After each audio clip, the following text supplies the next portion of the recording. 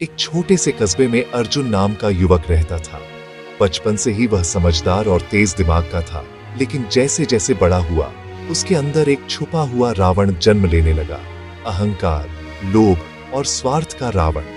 अर्जुन को लगता था कि पैसा ही सब कुछ है। वो झूठ बोलकर, लोगों को धोखा देकर, हर किसी को मात देने में खुद को बहुत चालाक समझता था। उसके शब्दों में मिठास थी, पर इरादे झर जैसे। वो कहता था, राम की अच्छाई से नहीं, रावण की चालाकी से दुनिया चलती है।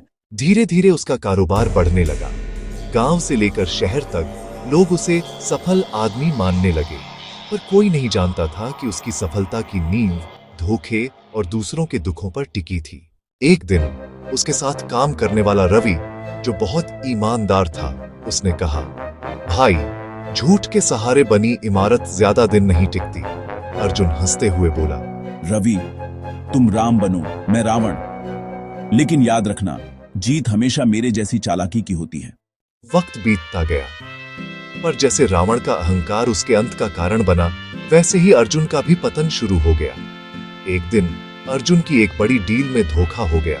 जिस तरह उसने सालों तक लोगों को छलकर पैसे कमाए थे, उसी तरह अब कोई और उससे दोगुना चालाक बन गया था। उसकी सारी जमा पूंजी, उसके रिश्ते, उसकी प्रतिष्ठा, सब एक झटके में मिट गए। लोग कहते हैं, जो बीज बोते हो वही फल मिलता है। अब अर्जुन अकेला था। वो मंदिर के बाहर बैठा सोच रहा था, क्यों मेरा सब कुछ खत्म हो गया। तभी मंदिर के पुजारी ने पास आकर कहा, बेटा, रावण सोने का था, विद्वान था, पर उसका अंत हुआ क्योंकि वो अपने अहंकार पर काबू नहीं कर पाया। कलयुग में रावण कोई 10 सिर वाला नहीं है। वो हर उस इंसान के अंदर है जो झूठ, लालच और स्वार्थ से भरा है।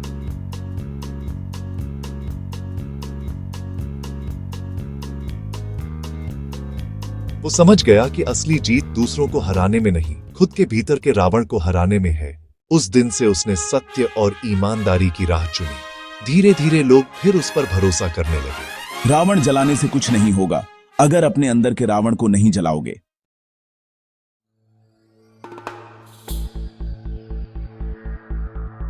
कलयुग का रावण बाहर नहीं, हमारे अंदर है। जब तक हम अहंकार, झूठ और लालच को नहीं जलाएंगे, तब तक कोई रामराज्य नहीं आएगा।